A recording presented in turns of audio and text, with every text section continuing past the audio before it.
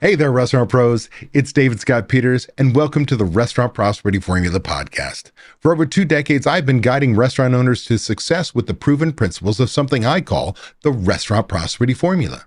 I originally created the formula based on the daily practices of the most successful restaurateurs I coached, and it's now the foundation of what I teach restaurant owners like you so you can achieve success. What do I mean by success? Success is a restaurant owner who dictates the terms of their life and their bank account instead of their restaurants dictating those things for them. Success is a restaurant owner who has the freedom from the restaurant and the financial freedom they never thought possible. How you define success is up to you, but I do know the way to achieving it is using the Restaurant Prosperity Formula. This season, I'm diving even deeper into the core elements of the formula: leadership, systems, training, accountability, and taking action.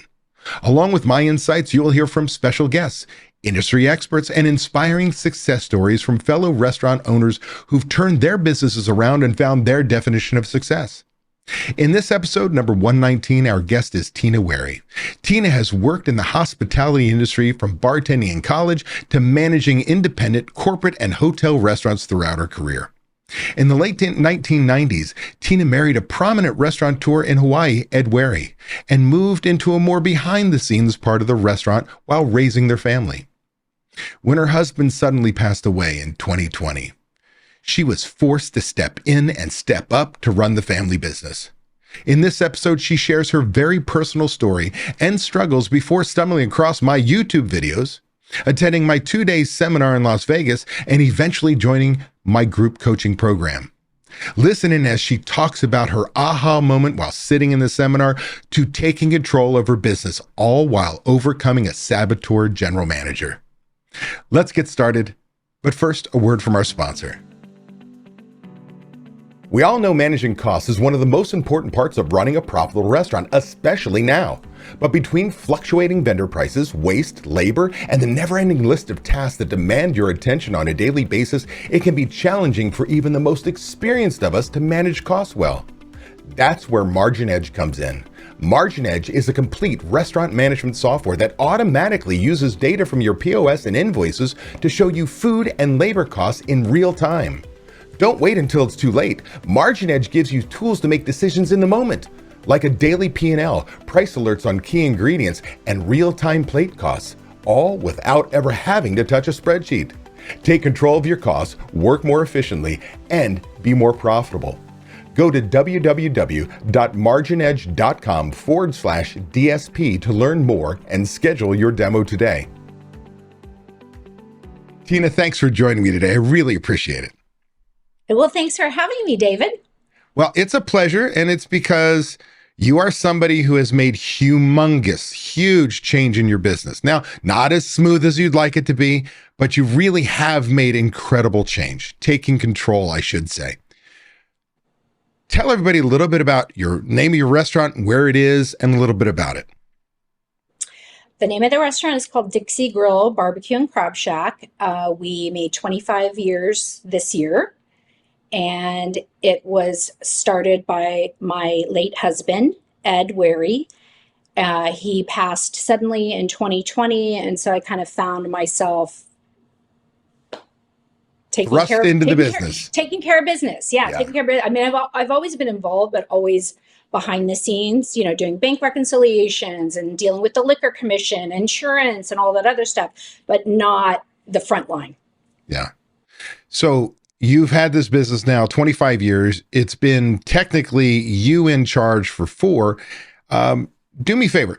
Did you have restaurant experience before your husband opened the restaurant? Like, is this brand new to you, or, were you a server once or a line cook or something else? No, I bartended through college. And then when I was graduating from college, I was approached by the restaurant I worked at if I would like to move into management. And, I kind of hemmed and hawed about it, really because the same reason a lot of people do, it's a pay cut. Yeah. It's a pay cut when you go from making a lot of money as a bartender to a manager. But after having a conversation with my father, he said, any management experience is going to be good for you to move forward in whatever direction you end up going in. So I said, okay, well, that was some good advice. And so that's what I did. And then stayed in it. And then somebody that worked at Gordon Biersch, they got recruited by my late husband, Ed, to come open this new concept, Dixie Grill, because we had another location. And he said, hey, you should come work for me. And I said, what concept? Barbecue and crab? I'm like, yeah, no thanks. And he said, just come and look at the place. Like, it's going to be so fun. Long story short, he recruits me over there, and then I met Ed like 2 months later, after being a manager there. I met Ed, and then I guess the rest is history.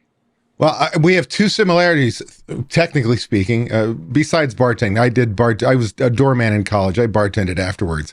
But the fact of the matter is, I always say, and I agree with your father, that if you manage a restaurant, you can take that experience into any industry. Like, there is no better training ground than managing people and customer expectations than a restaurant. With that said, I also understand being talked into that you got to take a step backwards to go forward. As a bartender, getting talked into management, going, I don't want to do that. I'm making this money. But the reality is, I'm glad at 58 years old, I am glad I'm still not bartending. I loved bartending. Don't get me wrong. I mean, I loved bartending. But to be doing the same thing over and over again, everybody has a different path, and I wanted to elevate and do something more. And unfortunately, in the beginning, it does feel like and is a pay cut when you're a tipped employee. But without doing that, you wouldn't find yourself in the position you are now, having the skills and all the knowledge and everything you need to run a very large restaurant. So let's talk a little bit. Now, we met technically, if I remember correctly, at a seminar in Las Vegas. You came with your general manager to sit in and say, hey, okay, we're ready to make some change. And this is, I am going to say it was 2022, 2 years after you had the restaurant? Yes. Yeah. Yes. Now, with that said, what was life like before that? What made you come to the seminar in the first place? The bottom line, like I knew something wasn't right. Like I knew we were producing great food. I knew we had an amazing staff. Like, we were checking a lot of boxes, but after I'm finishing the monthly bank reconciliation and looking at the bottom line, and I'm like, something's just not adding up. And, I presented this opportunity to the general manager at the time, and I said, hey, we should go check this out. We should do this seminar, kind of kickstart us in the right direction. Maybe we'll learn a few things, and we can implement some new things in the way we're operating, because Right. Something's got to change. Right. And so, remind me, which island in Hawaii are you in? I'm on Oahu. Oahu. So you have already, for most restaurants, they talk about we struggle with labor. You've got a limited labor pool. You've got high wages. You've got high cost of goods sold, because everything's got to get to the island. So when people listen to you and say, oh, high labor, your bottom line wasn't quite where you want, because you have volumes, you've got higher hurdles to clear than most restaurants here in the mainland, if you will. The mainland, yeah. So it's important to have that context, that you have a little extra challenge that most of us don't hear on the mainland. All right, so you go to the seminar. Your bottom line's not quite there. You show up there with your general manager. Now, at that time, you did not join and become a member. It was probably a year later when you finally called me again and said, okay, let's talk another time. What happened when you got back from the seminar? Why was it that you and your general manager just put this stuff in place and was ready to go?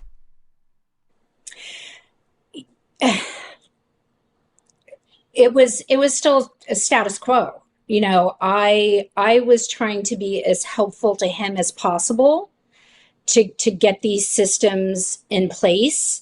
And I was getting a lot of the, consider it done, yes, yes, ma'am. And there was, but there still was no traction. It Yep. was just lip service. Well, I And talk about that often as the saboteur. It's the yes yeah, person. Oh, yeah. Oh, Tina, I am so excited about this change. I am on board. We're going to do that. Yes, I'm on it. But their actions, or better yet, their inactions define that we don't want change.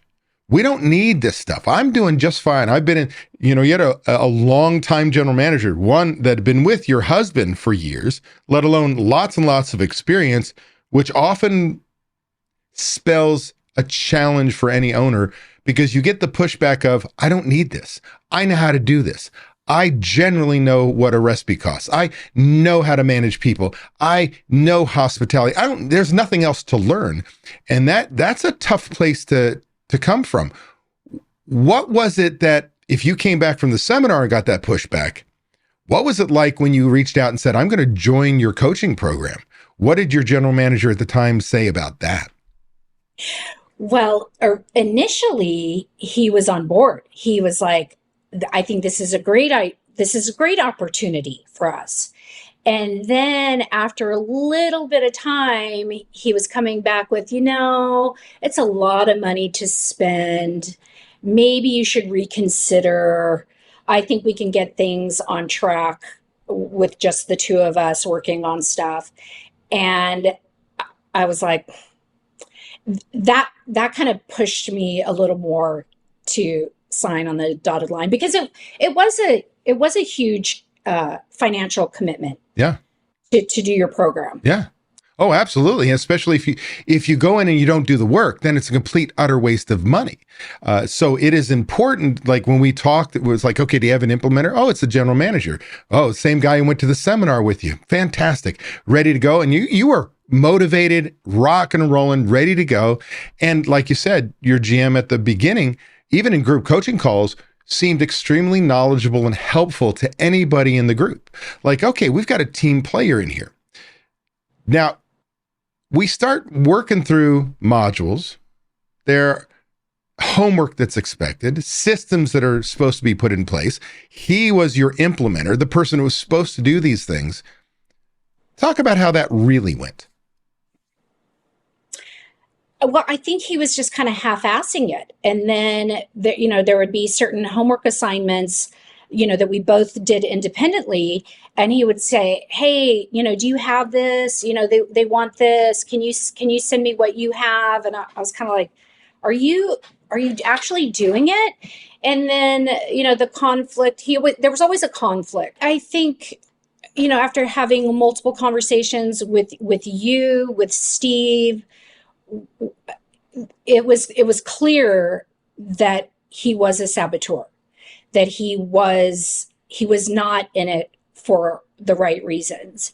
And the clincher for me was when he said, well, at least you didn't have to transfer any money from your savings account to cover payroll this month. I thought if there was a knife nearby, I probably would have. Well, it's a complete disregard. I mean, it's, hey, you've been funding this business for years now, and I still get my job and I still do what I do and I create my schedule. Why should that have to change? Look, I did such a great job. You're not losing so much money anymore. I mean, that is a callous disregard for you and your livelihood. It's very selfish. And it's one of those things where we talk about culture, like the systems are easy. Changing company culture is hard. And when you have somebody at the top like that, how do you expect anybody else in the team to make any change? Because behind your back, there was no way he wasn't going, don't worry about the change. Don't worry about this. We'll just keep doing what we're doing. Literally sabotaging your investment in time, energy, and money. So at some point in time, you get to a point where you say, okay, I can't do this anymore. Normally, this would be like, we'd be talking about what were some of the first changes you made and what was it like and so on. But for you, it was very different. It was starting from the beginning, deep into the program, because you were really doing everything you could to make sure he still had a job and he was the right guy. And a part of that was loyalty to the fact that he worked there from the beginning with your husband. right? Yes. Yes. So when did that change come, say, you're not on the team anymore? And then what was that first change like for you? What did you do? Well, I happened to be in your home state of Arizona on a trip, and something wasn't getting done. And I, you know, sent out this email to him and saying, hey, this is the deadline. The deadline was him getting on a one-on-one coaching call with you. Yep. And I said, this is your notice. I want to hear in the next, I think it was, this was on a Thursday. I want to think it was on a Thursday. I said, by Monday, I want to know when you have this coaching call scheduled with David. I woke up Saturday morning to an email from him saying he quit, he left his keys there and walked out. And how many years did he work for you? Oh gosh, I want to say 8 to 10. 8 to 10 years. Yeah. And his response is not to get on a call, but to leave keys, because all of a sudden the accountability was ratcheting up. Because, what people may not know as we listen, this is a group coaching program. It's not one-on-one, but you and I had some one-on-ones because this was becoming a crisis. And I offered up my time to say, I will meet with him. We will figure something out and find out where, give him the push he needs, hopefully to make the change. So now you're here in Arizona, you get an email, he has left the keys. You have like one supervisor below him because he like week after week on calls, I'm like, you got to build supervisors, you got to build a team. And he was like, I got it. In fact, I loved, he was a typical old school restaurant person. I work 80, 90 hours a week. Like it was this badge of pride. I haven't taken a day off in 3 months. That's not what we want from you, right? So you come home. What do? What's the first thing you do? The first thing I do was change all the passwords to everything. Make sure he couldn't get into anything. Yeah. The first thing I did was I sat down and looked at the schedule. I looked at who I knew I could tap on the shoulder as I had 2 gals that were already working as keys. Yep. And I said, hey, can you step up? Can you help me out for probably 6 weeks until I can get other people trained? And then I had, he was my main line cook who had some management experience, who had left and went on to manage at Chick-fil-A and, a couple of other things. And I ended up bringing him up. And so now he is the current general manager. Fantastic. So yeah, there were people that I had that cared enough about me and cared enough about Dixie that they're like, whatever you need me to do. And I can't tell you how many staff members came up to me and said, oh my God, we're so glad he's gone. Who knew? Man, if I had a dime for every person who told me that when they finally got rid of a person, that people come out of the woodwork and go, what took you so long? It is crazy, but we don't see it because we see the best in the person. We want them to succeed. We also, deep in the back of our recesses going, shit, I don't want to show up and work every day. I really need this manager because I only have so many hours in my day. So now your world has changed. You're back in the restaurant, completely the opposite of what I'm trying to do for you. You were already kind of out of the restaurant looking at the numbers and overseeing. You got sucked back in because he didn't leave you a team. You literally had to build that team from scratch for all intents and purposes. So you're in running the restaurant now. You are burning the candle at both ends. What are the first 1 or 2 systems you put in place that he didn't? And what were your results? What kind of change came with it? Well, we had already put Jolt into place, and I think that was very helpful. The other things that I did was doing the weekly prime cost. Yeah. We were able to do the budget pretty early on in the program, and then taking all those numbers and putting it in the systems that you created for me. That was very eye-opening. And so I tried to take that data and show the current general manager, like, hey, this is what we need to do. This is what you need to do with the labor. You need to take this spreadsheet and plug these numbers in. If our target is a 28% food cost, then this is how much money you have to spend using the checkbook Guardian. Yeah. So it was pretty overwhelming at first, especially with doing the prime cost worksheet, because you have to pull numbers from so many different places. Right. I mean, now I can do it, with my eyes closed. And I have to tell you, for the first time 2 weeks ago, we hit a 54% prime cost. And I shared the win with my general manager, and he was just like, oh my God.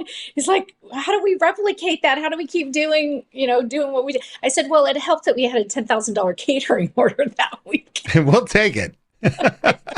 I know, exactly. So really having the KPIs, key performance indicators, having your budget, your plan for success, what systems you're going to put in place, actually having something to train your new general manager to use, you leading it, you're getting results. And that's you have yet to pull yourself 100% out of the restaurant again. You are getting closer every day. But I want to point out something, an observation. I think I've shared this with you before. When we first met, even at my seminar, there was a little bit of apprehension to wanting to step back into the business. You kind of like, I've got this business. I want to keep the legacy going, the memory, the purpose of why my husband and we opened this restaurant in the first place. You believe in your community. You believe in so many things that make great hospitality. But there was this apprehension which almost allowed you to abdicate, give up too much control to a general manager. Not that it was you didn't want to handle it. It's I'm going to trust without the verify. Then your world gets rocked. Then you jump back in, and there is for, I guess, a month, maybe 2 months, where I'd see you on a group coaching call for a small period of time. Normally you'd be on for the full 2 hours, but you're kind of like, I'm here. I got to go because I got an interview. I got a whatever. Like you were back in the shitstorm. But even after that, you had a smile on your face because you had control of your business. Like you were like, I am controlling. If this goes wrong, this goes right. It's because of what I'm doing. It's not what I gave to somebody. This is what I'm doing. And so now with managers being developed and everything, you know what to expect from each one of your managers. If this manager goes on, you know the exact system you're training them and what KPIs to hit and so on and so forth. Can you talk about that emotional journey? Forget about the financial, the emotional journey from where you started and where you are today. And tell me if I'm wrong, but that's my outsider's view of what happened. Yeah, I think it was definitely some apprehension on my part. I also think I was a little nervous. I was rusty. Yeah. I was super rusty, to be perfectly honest with you. And so I was nervous about stepping back in, but it is like riding a bike. So, that was kind of the emotional part for me. Yeah. It was good being in there, opening up and having that contact with my staff and listening to them bring me their ideas or, hey, how can we correct things? Or,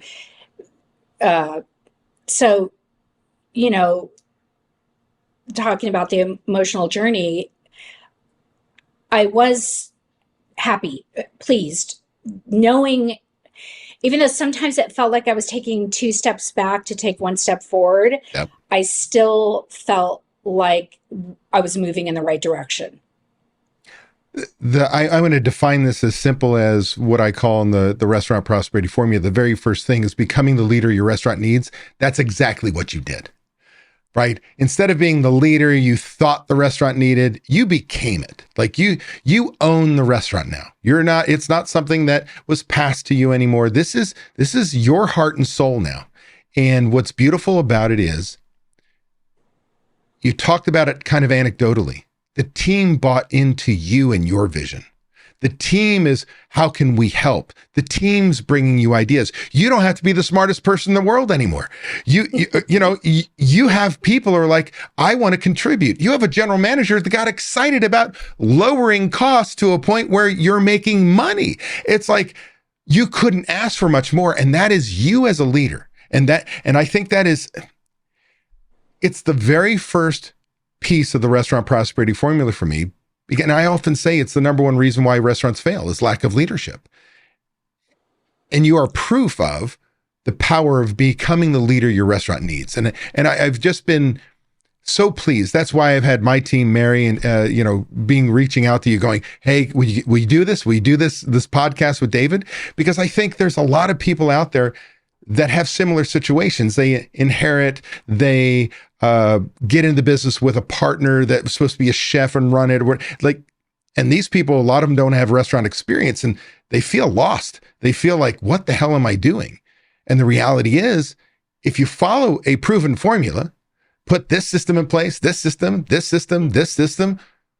and you lead it, the shit works, no? Absolutely. 100%. And, along with the systems, it was having my expectations, the staff knowing what my expectations were and holding them accountable, saying, hey, this is what I expect you to do.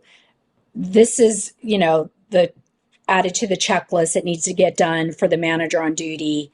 And I expect it to get done.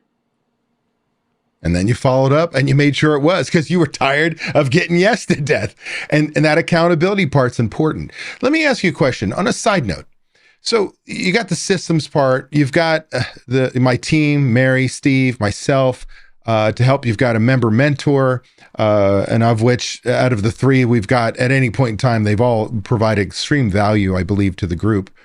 But what were group coaching calls like? Was it good for you to have other restaurant owners and their implementers to be able to go, this is my shitstorm, and have them help, or even just to share with them and go, somebody gets my pain? I think I shared this with Mary or Steve, that sometimes I feel like I didn't really have the attention span to be on the coaching call for 2 hours. But what I realized is, whether it was something that I was sharing or whether it was something another member was sharing, my takeaway was always, I'm so glad I heard that piece of information. Yeah. I'm so glad somebody shared that. I've been struggling with the exact same thing. So, I mean, it's like you're a built-in team. Yeah. Yeah. On these coaching calls, listening to other people with shared experiences. Well, and I think it's the biggest thing. I talk to, as an entrepreneur yourself, we have friends who are entrepreneurs, and you would like to share something with them, and they go like, oh, why don't you just do this? And you're like, oh, you just don't get the restaurant business.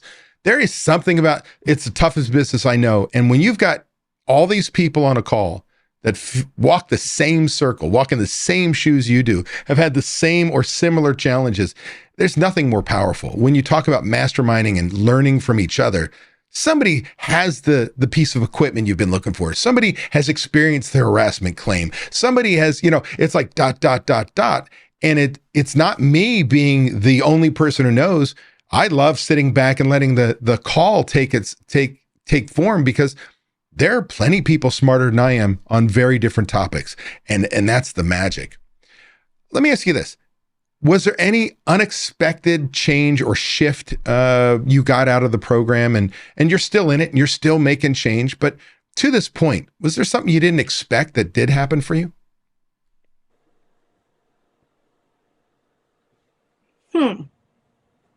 Gosh, I think I have to think about that.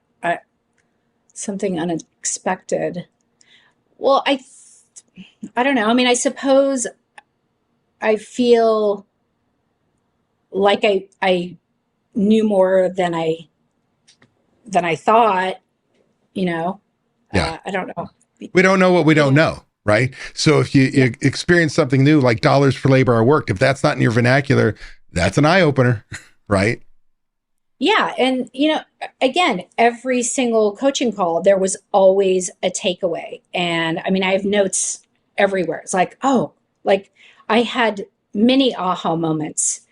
And I remember one in particular on the coaching call, I asked, I said, hey, I've got a staff meeting coming up. And how do I share with them the basic numbers, of a Yeah. P&L? How do I share with them so they can understand, as a host, as a server, what goes into it? And you gave me the perfect test for them, the pennies, Yeah. and the jar of pennies. Like, it was like they all were in shock to know that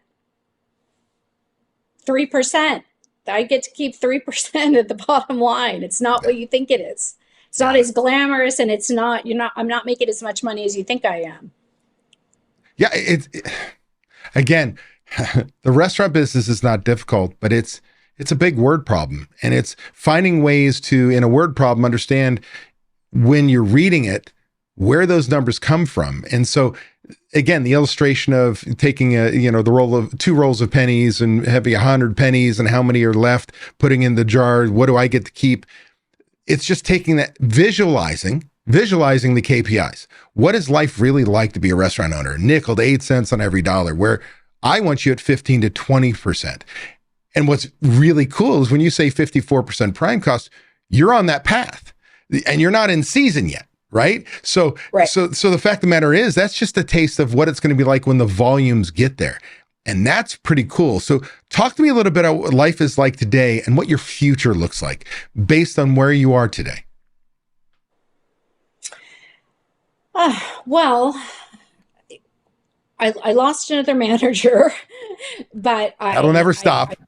well, I hired somebody new. They start training in 2 weeks. And I think what I'm really excited about, uh, when I think about what I've learned through the program, is I have somebody super green, right?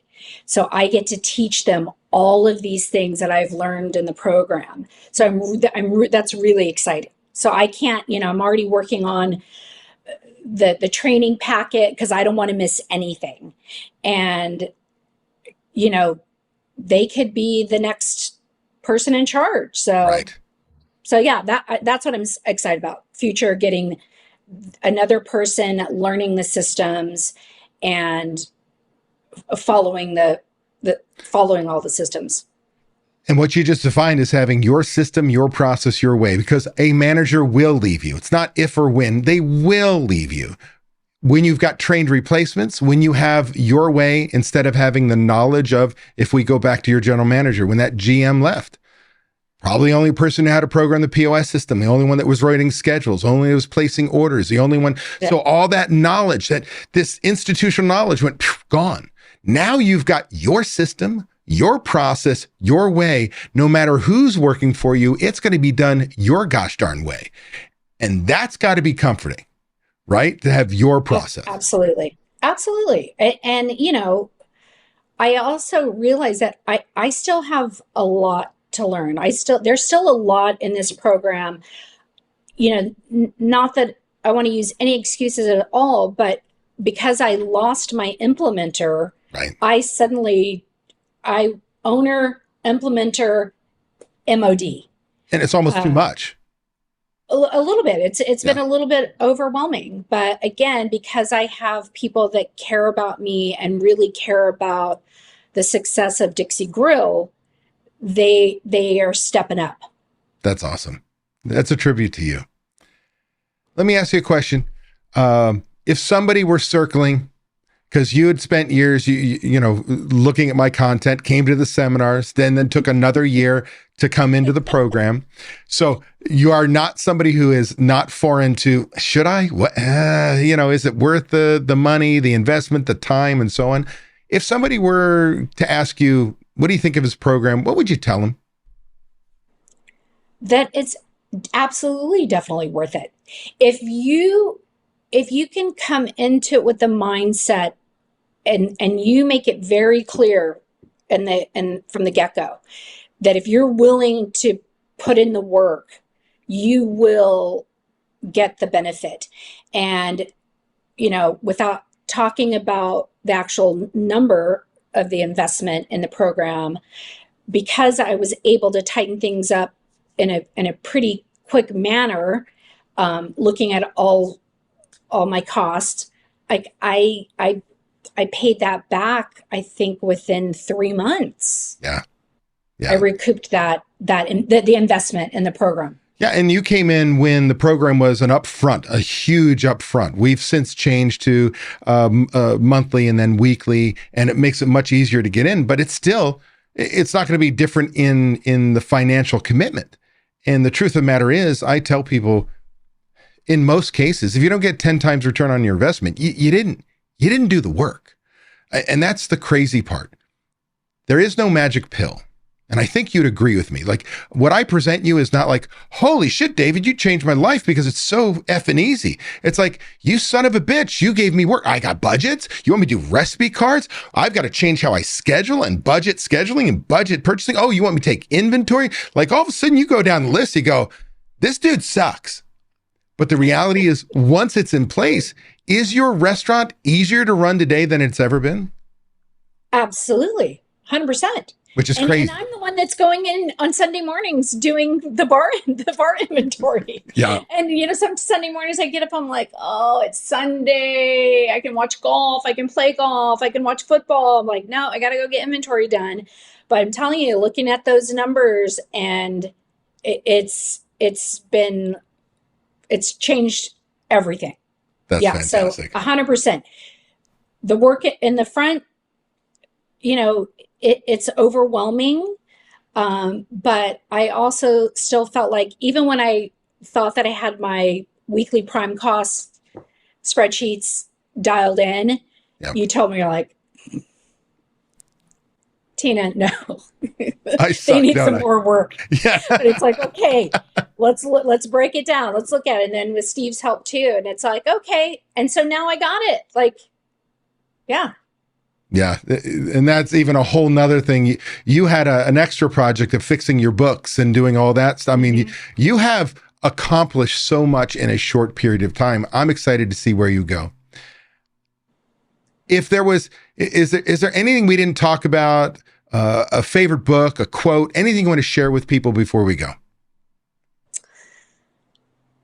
You really put me on the spot. I try. Hey, there's nothing new about me. No, I mean, I can't really think of anything. I mean, I'm reading a book right now and I can't think of the name of it. Maybe you will. I'm not sure if it's one that you suggested in the group, but it's about the two guys that were in the top 100 restaurants in the world, and they came in 100th place, and they were so upset, and they were embarrassed when they went to this huge event. And gradually through the years, because of their level of customer service, they ended up going higher and higher in the ranks. And I can't think of what the name of the book is. I don't know it. But you don't know it? Oh. Is it Uncommon Hospitality? No. Sorry. It's probably on the book list, because every group coaching call, people provide a book and we add it into the members section of what it is. It's on my nightstand right now, and I wish I knew what the name of it was. We'll figure it out. I'll put it in the show notes. Okay. We'll figure it out. So, yeah. Tina, I want to thank you for doing this with me today.